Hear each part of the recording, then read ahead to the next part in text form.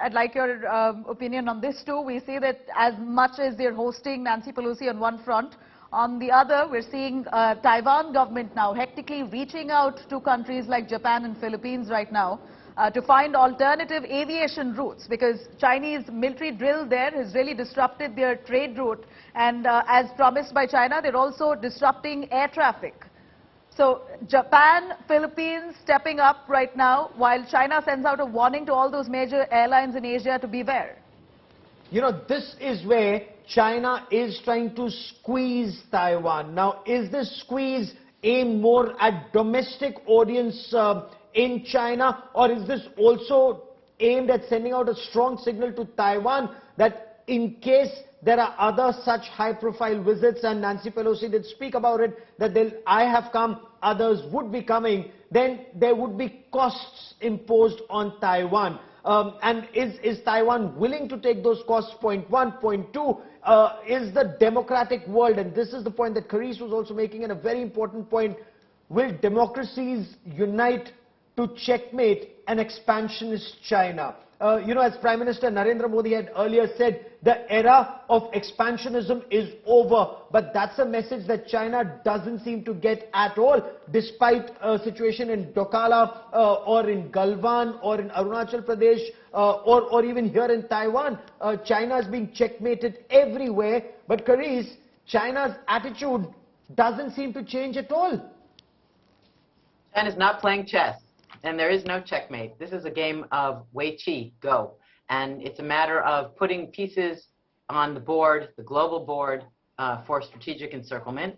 And it's a kind of strategy that the UK used in a way, that the US has used in its own way, and China's now using in its way. And I think we should remember that the digital Silk Road that has followed the Belt and Road Initiative is creating the pipelines of China's communication and 5G and smart and secure city control and data management of many countries.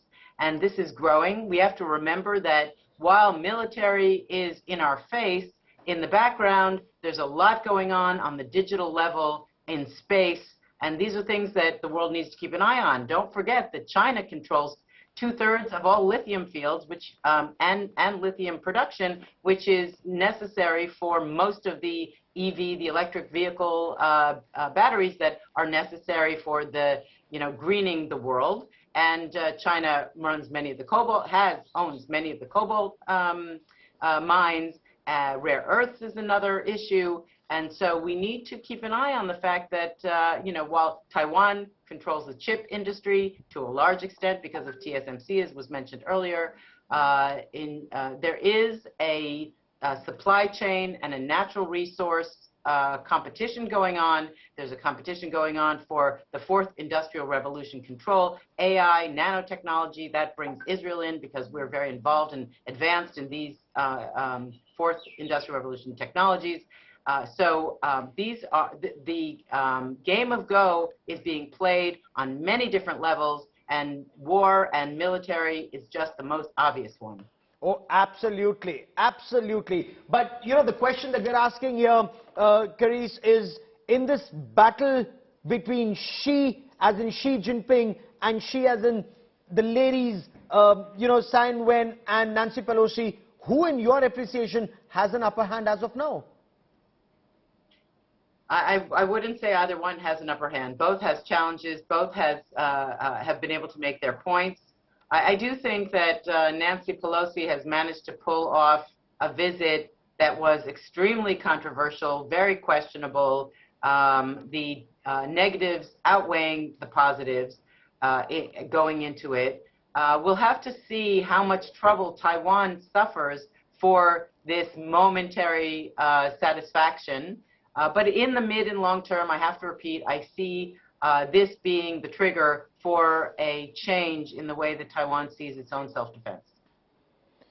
So in the short term, there will be trouble for Taiwan. The blockade that we talk about, and that blockade starts soon after this plane takes off. There are those military drills and maneuvers, of course, officially, the live fire exercise starts on the 4th. It goes on till the 7th. And there are reports from Taiwan that seem to indicate that several flights will have to be cancelled. There are reports that seem to indicate ports will have to be shut down.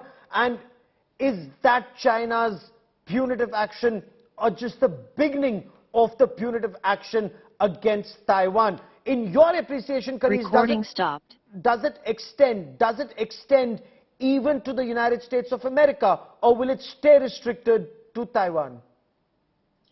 It will absolutely stay restricted to Taiwan on the military level, and it's going to be a difficult short-term situation for Taiwan. It was expected, and many pundits talked about live fire exercise taking place after she leaves. It looks like this is what's going to happen, and how it is managed going forward can be either a de-escalation or with some bad management could lead to a lot of trouble. So we'll very much hope that we have calm hands at the wheel and things will go forward without any major serious conflict coming out of this.